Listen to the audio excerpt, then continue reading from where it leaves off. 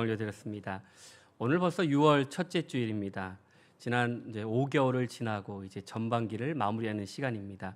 또 우리 6월 달은 호국 보훈의 달입니다. 우리가 더욱더 나라를 위해서 또 민족을 위해서 기도하면서 더욱더 큰 은혜 받는 귀한 성도 될 수 있게 간절히 바랍니다. 오늘 시편 121편 말씀을 통해서 나의 도움이 어디서 올까라는 제목입니다. 우리가 인생을 살면서 누군가 나를 도와주었을 때, 내가 손을 내밀었을 때 그 손을 붙잡아주고 내가 힘들 때 나의 힘듦을 같이 나눌 수 있을 때 우리는 큰 은혜를 받을 때가 참 많이 있습니다. 그런데 그 이유가 무엇입니까? 나를 이해하고 나를 알아준다, 그 작은 그 손길을 통해서 감사와 또 우리 안에 기쁨과 또 큰 은혜를 받는 경우들이 많이 있습니다. 그 이유는 무엇입니까? 나를 인정해주고 나를 돌봐주시고 나에게 관심 있는 것을 표현해 주는 것이 바로 도움의 손길입니다. 오늘 우리가 인생을 살면서 하나님께서 우리에게 얼마나 큰 은혜의 도움의 손길을 주셨는지 우리가 그것을 깨닫고 나아가는 믿음의 성도가 될 수 있게 간절히 축원합니다. 환절기가 되면 감기 환자들이 많습니다. 저도 지난주에 이 목감기가 와서 기침이 지지난주에는 너무 심했고 이번 주는 지난 한 주간은 그냥 그래도 기침이 계속 나왔는데 이게 찬바람만 딱 목에 들어오면 목이 간질간질합니다. 그래서 설교다 기침이 나와도 목이 간질간질하구나라고 생각하시고 그냥 잘 또 이해해 주시기 바라겠습니다. 왜냐하면 우리가 이런 환절기들이 있는 이유가 뭐냐면 몸을 적응하기 위해서 그렇습니다. 봄에서 여름으로, 여름에서 가을로, 가을에서 겨울로, 또 겨울에서 봄이 지날 때 이런 기후의 변화들이 몸으로 몸서 우리가 먼저 습득을 해서 잘 변화에 적응하는 것이 참 중요합니다. 그런데 우리가 이런 변화들이 참 쉽지는 않습니다. 우리가 덥다가 춥다가 덥고 하면 우리가 늘 보면 우리가 그것을 긴장하지 아니하면 감기에 걸리거나 또 우리가 아프거나 어려움을 종종 보게 됩니다. 그런데 우리가 이런 새로운 변화에 대해서 이것을 어렵다고 보는 것이 아니라 하나님께서 우리에게 이런 적응할 수 있는 시간을 주신 것에 대한 감사로 안다라면 이 모든 과정들을 이겨낼 수가 있습니다. 오늘 우리는 늘 주님 앞에 어떤 길을 걸어가기를 물어보십니다. 편하고 좋은 길이 있습니다. 쉬운 길도 있습니다. 하지만 우리가 그것을 통해서 우리에게 부어주신 은혜가 별로 없습니다. 하지만 어려움이 있더라도 힘듦이 있더라도 우리가 그것을 통해서 잘 감당하고 넘어가게 되면 잠깐의 불편과 잠깐의 어려움이 있다 할지라도 내가 더욱더 믿음이 커가고 주님 앞에 온전한 은혜들을 우리 가운데 부어주실 줄로 믿습니다. 그래서 사도 바울은 빌립보서 3장 12절에 뭐라고 고백하고 있습니까? 우리 빌립보서 3장 우리 12절 말씀 같이 한번 보겠습니다. 내가 이미 얻었담도 아니요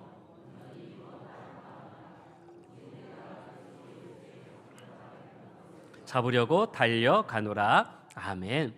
오늘 말씀해 보면 사도 바울의 고백은요, 내게 이미 얻은 것도 내가 다 이룬 것도 아닙니다. 어째 우리 인생에 있어서 모든 것이 완벽하고 퍼펙트하게 모든 것을 다 준비한다 할지라도 우리는 이루지 못한 게 너무 많습니다. 그러나 사도 바울은요, 바로 내가 예수께 잡힌 바 되어서 그것을 잡으려고 달려간다라고 고백하는 것처럼 우리가 포기하지 않고 끝까지 달려갈 때 우리 안에 이런 은혜들을 부어주실 줄로 믿습니다. 그래서 이런 믿음을 통해서 사도 바울은 이런 고백이 됩니다. 나의 도움이 어디서 올까라는 고백이 어쩌면 그의 사도 바울의 삶 속에서 얼마나 많이 고백하고 나오는지 보게 됩니다. 오늘 시편 121편을 말씀을 보면 우리가 참 힘들고 어려울 때 우리에게 큰 도전이 되고 용기가 되는 말씀입니다. 오늘 말씀을 통해 보면 여호와께서 우리를 도와주심이 얼마나 큰가를, 그래서 이 말씀을 보면 에벤에셀의 하나님을 우리가 찾을 수가 있습니다. 우리를 여기까지 도우신 하나님이 얼마나 큰가를 분명하게 말씀해 주십니다.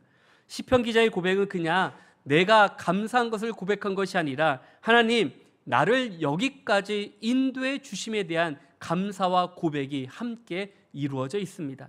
그래서 나의 힘과 도움이 되신 하나님을 바로 내가 그것을 믿고 나아갈 때 하나님께서 그 자들을, 그 믿음의 사람들을 결코 실망시키지 않으신다라고 약속해 주셨습니다. 그래서 오늘 우리는 하나님을 온전히 믿는 믿음이 필요합니다. 그래서 오늘 말씀을 통해서 보면 어떻게 할 때 우리가 하나님의 도움을 누릴 수 있을까? 시편 기자는 분명하게 말씀해 줍니다. 먼저 첫째는요, 하나님을 가까이 할 때 도움을 받습니다. 오늘 시편 121편 말씀의 시제가 무엇입니까? 우리 1절 말씀 위에 보면요, 파란색으로 이제 조그맣게 글씨가 써 있는데요, 그 글씨에 보면요, 성전에 올라가는 노래라고 되어 있습니다.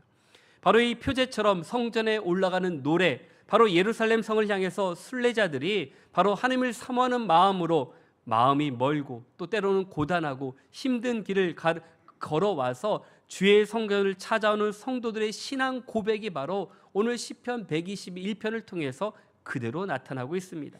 그들은 무엇을 위해서 찾아왔습니까? 바로 예배 드리기 위해서 찾아옵니다. 이처럼 우리는 하나님께 가까이 하는 것, 멀리 있어도 주님 전에 찾아오는 그 마음, 내가 어디에 있어도 주님께 더욱더 가까이 나올 때 바로 하나님의 은혜를 우리 가운데 허락해 주신다라고 약속해 주었습니다. 그 야고보 4장에 보면요, 하나님을 가까이 하라, 그리하면 너희를 가까이 하시리라라고 말씀해 주십니다. 여기서 중요한 것은 우리가 먼저 가까이 나가야 됩니다. 우리는 아무것도 하지 않은 채 우리는 가만히 있으면 은혜를 받는 것이 아닙니다.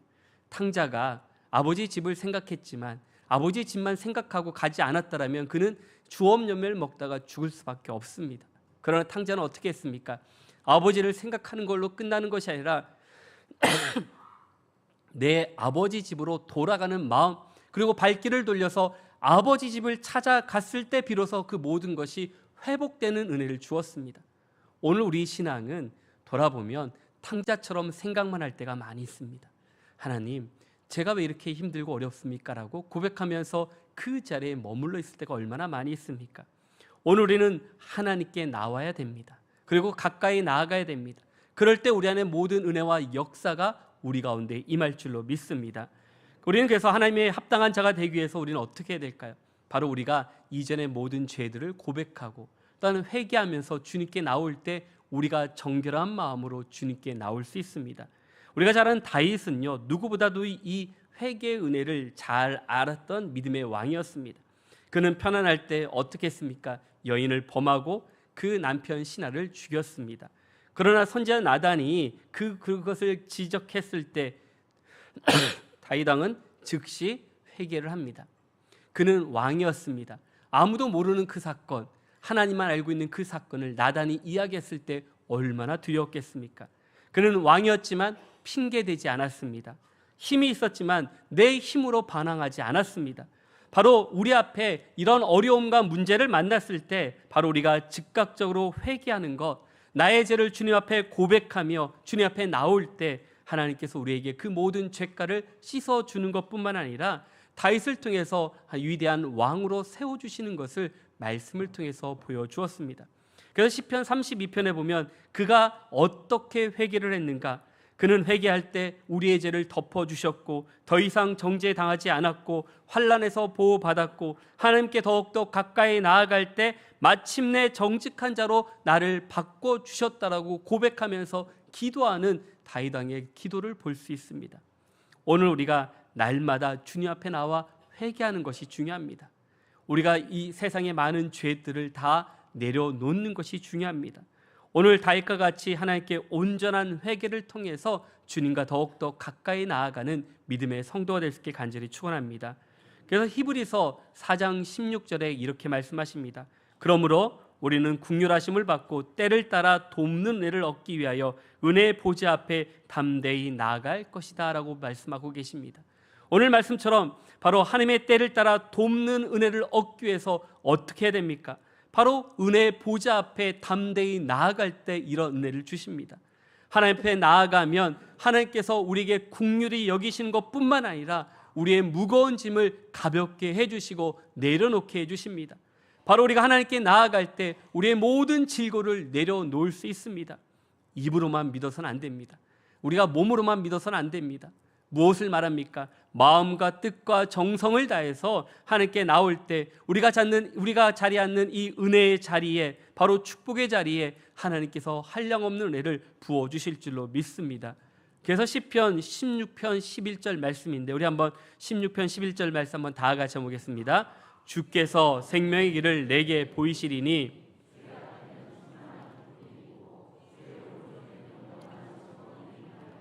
아멘. 오늘 시편 16편 말씀처럼요, 바로 우리가 하나님께 나아갈 때 어떤 은혜가 있습니까? 바로 충만한 기쁨과 영원한 즐거움이 우리 가운데 있다라고 약속해 주었습니다. 오늘 우리가 하나님께 가까이 나아가 하나님이 주신 이 충만한 기쁨과 또 영원한 즐거움을 누림을 통해서 세상이 줄 수 없는 참된 은혜를 누리며 살아가는 믿음의 성도가 될 수 있길 간절히 축원합니다. 둘째는요, 바로 하나님을 전심으로 믿어야 됩니다. 우리가 믿음에 있어 가장 중요한 것은요, 그냥 말로만 믿는 것을 말하는 것이 아닙니다. 오늘 본문 1절과 2절 말씀 한번 다 같이 한번 보겠습니다. 내가 산을 향하여 눈을 들리라. 나의 도움이 어디서 올까? 나의 도움은 천지를 지으신 여호와께로다. 아멘. 오늘 말씀에 보면 이 시편 기자는요, 분명하게 고백하는 것이 있습니다. 바로 예루살렘 성전에 올라가면서 바로 그는 어떠한 믿음으로 고백하고 있는가? 하나님에 대해서 그는 내가 만난 하나님에 대한 고백이 분명히 있습니다. 바로 그 하나님이 누구인가? 바로 나의 도움은 천지를 지으신 여호와께서로다라고 표현하고 있습니다. 여기서 말하는 것처럼 천지를 창조하신 하나님, 우리가 단 시편 창세기 1장 1절에 태초에 하나님이 만물을 창조하셨다라는 그 말씀의 고백이 이 안에 그대로 들어가 있습니다. 여기에는 바로 엘로힘이란 뜻이 있습니다. 바로 그 엘로힘은 강하고 능력 있는 속성을 가진 하나님을 표현하고 있습니다. 오늘 시편 기자는 하나님이 어떤 하나님인가? 우리에게 힘과 능력과 권세를 부어주시는 바로 만왕의 왕이신 엘로힘이 되신 하나님에 대해서 분명하게 고백하고 있습니다. 그렇기 때문에 내가 이런 어려움과 고난을 당하도 하나님은 크시고 강하시고 전지전능하시고 위대하시기 때문에 내가 이 모든 것을 주님께 맡기며 하나님을 바라볼 수 있다라고 고백할 수 있습니다. 오늘 우리의 믿음은 어떻습니까? 오늘 시편 기자는 그냥 믿는 것이 아닙니다.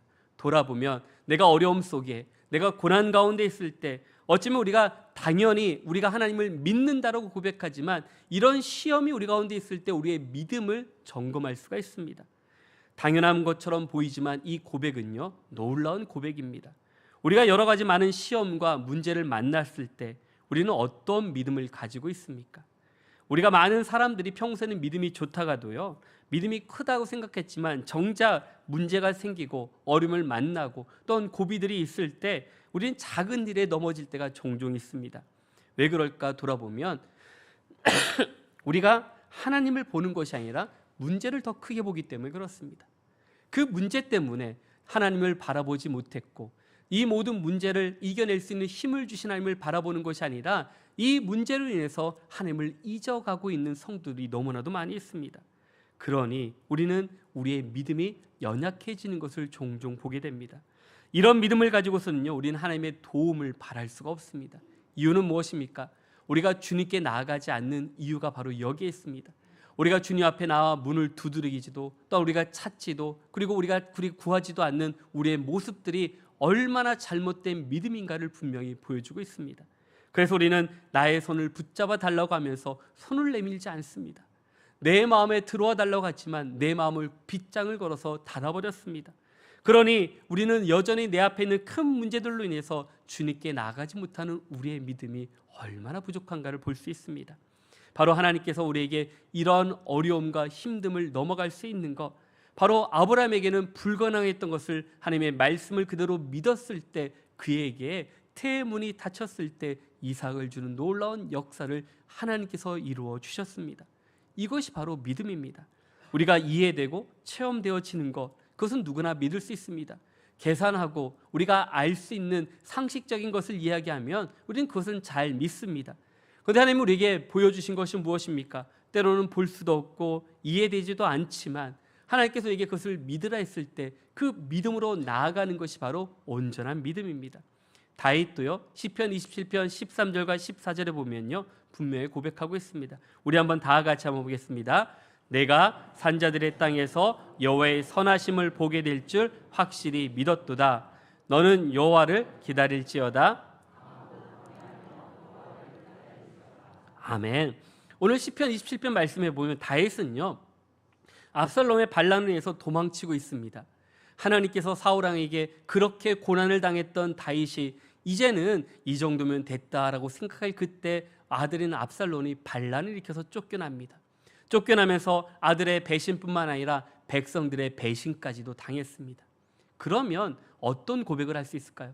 하나님, 왜 나에게만 이러십니까? 라고 어쩌면 하나님께 더욱더 따질 수도 있고 싸울 수도 있습니다. 그런데 오늘 다윗 왕은 그럼에도 불구하고 내가 비참하고 처량하고 보잘것없는 모습 가운데 있을 때 그는 하나님을 조금도 의심하지 않는 믿음을 보여주고 있습니다.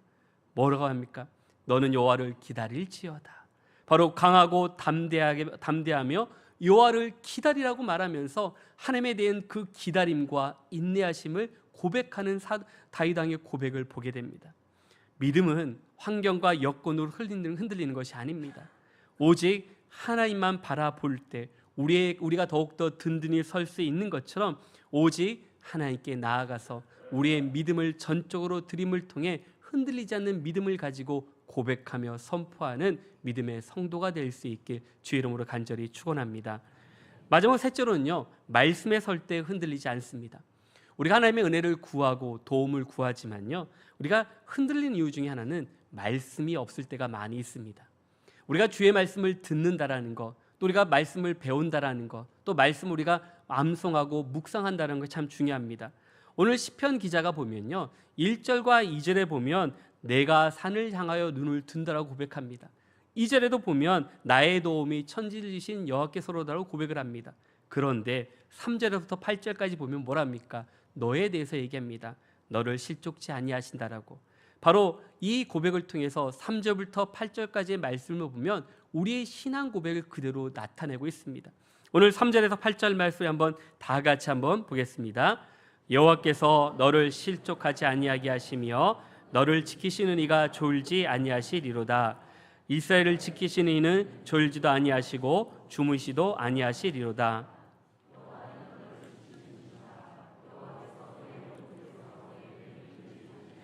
낮의 해가 너를 상하게 하지 아니하며 밤의 달도 너를 해치지 아니하리로다.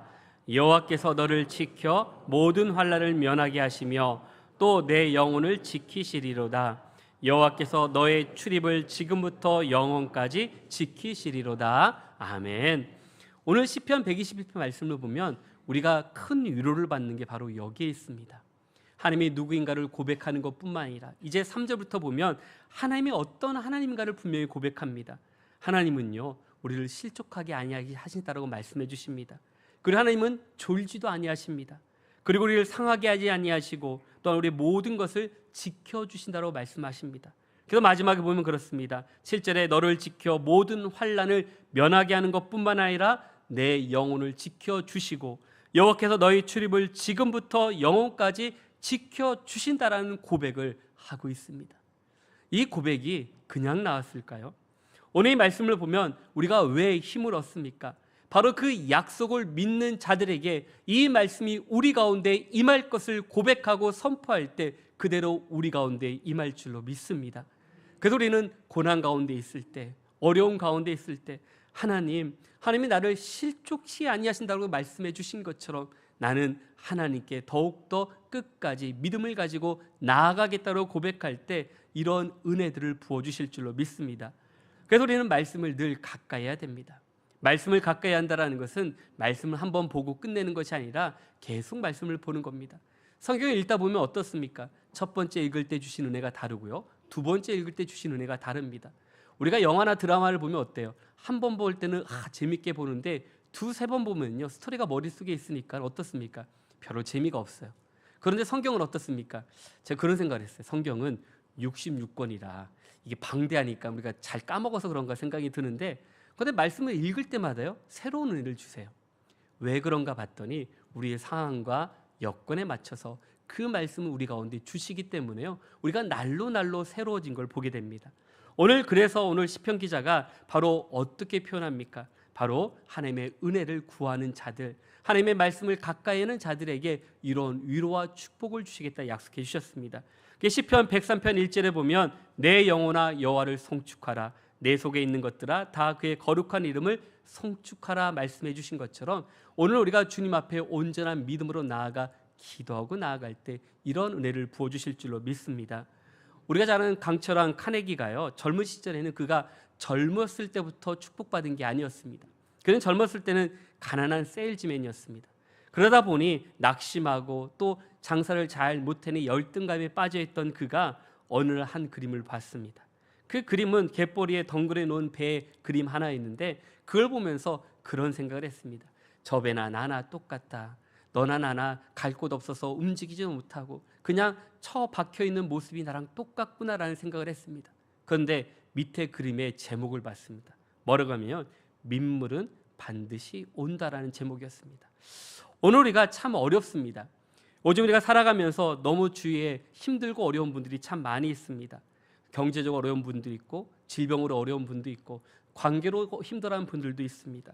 그런데 이런 어려움이 왔을 때 우리는 이렇게 꼭 민물 가운데 우리가 그 갯벌에 서 있는 배의 모습처럼 우리가 서 있는 모습을 가질 때가 참 많이 있습니다.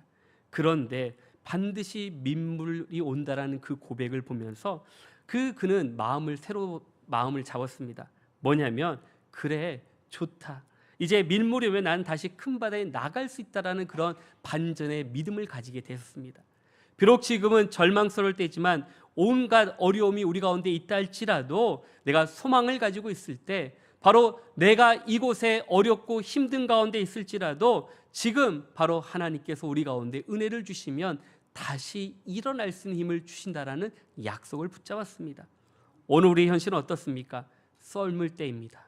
왜 썰물입니까? 모든 것이 다 빠져나갑니다. 가정도 그렇고요, 직장도 그렇고 모든 일들이 힘들고 어렵습니다. 그러다 보니 고통스럽고 또 우리 마음속에 붙잡지 못하는 많은 것으로 어려울 때가 있습니다. 그런데 중요한 건 무엇입니까? 반드시 민물때가 다시 온다라는 것. 바로 우리가 하나님께서 이 썰물때 배를 손질하고 그물을 수선하는 사람은 민물때 우리에게 주신 은혜들을 붙잡아 풍성한 은혜를 누릴 수 있다고 약속해 주신 같이 바로 그것을 잊지 않는 성도들에게는 바로 어느 때이든지 하나님의 은혜가 우리 가운데 임할 줄로 믿습니다. 오늘 우리가 말씀에 서야 될 이유가 바로 여기에 있습니다. 말씀에 설 때 하늘이 무너져도 두려울 것이 없습니다. 말씀 앞에 선 모세는 바로 홍해를 건널 수 있는 믿음을 주었고 다윗은 골리앗 앞에 설 수 있는 은혜를 주었습니다. 또한 우리 바울도 복음을 전할 때 두려워하지 않았던 것은 말씀에 섰기 때문에 당당하게 복음을 증거했습니다. 오늘 우리가 일생을 살아가는 동안에 하나님의 도움이 필요합니다. 하나님은 우리를 도우시는 하나님이십니다. 그 은혜를 누리면서 우리는 살아가기에 가장 중요한 것은 우리가 얼마나 믿음을 잘 간직하고 있는가. 오늘 말씀처럼 나의 도움이 어디서 오는지를 안다라면 우리의 믿음 생활이 큰 변화가 있습니다. 우리 모두가 회개하고 예배의 자리에 하나님께 더욱더 가까이 나아갈 때 우리의 신앙이 변화되어지고 우리가 하나님을 온전히 믿을 때, 전심으로 믿을 때 세상 두려움 가운데 있을지라도 믿음으로 나아갈 때 이길 능력을 주시는 것뿐만 아니라 말씀 가운데 흔들리지 않고 주님의 표대를 향해 달려갈 때 바로 다시 민물이 올 때 큰 바다에 나아갈 수 있는 축복을 주신 같이 그런 믿음의 때를 놓지 않는 믿음의 성도일 수 있게 간절히 축원합니다. 오늘 우리 이번 한 주간 하나님께서 우리에게 다시 한번 말씀해 주십니다. 나의 도움이 어디서 오는지 너희들이 잘 알고 있듯이 더욱더 주님께 가까이 나가 은혜 받고 또한 은혜 가운데 풍성히 누리며 살아가는 믿음의 성도가 되라 하신 말씀처럼 우리가 든든히 서가는 믿음의 성도들 한 분 한 분 될 수 있길 주의 이름으로 간절히 축원합니다. 우리 함께 기도하겠습니다. 살며신 하나님 아버지 감사합니다. 오늘 귀하고 복된 날 우리에게 귀한 말씀으로 보내주셔서 정말 감사합니다. 나의 도움이 어디서 올고 바로 우리가 늘 어렵고 힘들 때 주님을 찾지만 찾지 못할 때가 얼마나 많이 있습니까? 우리가 주님을 부르짖지만 정작 우리가 힘들 때 부르짖지 못할 때가 얼마나 많이 있습니까? 오늘 말씀처럼 우리의 도움이 전지를 창조하신 하나님께 있다라는 고백처럼 하나님을 믿고 또한 나아가며 또 은혜를 구하는 모든 성도가 되어서 새롭게 일어설 수 있는 복된 죄를 할 수 있도록 주님 도와주시옵소서. 함께 해주심을 감사하며 살아계신 예수님의 이름으로 기도드렸습니다. 아멘.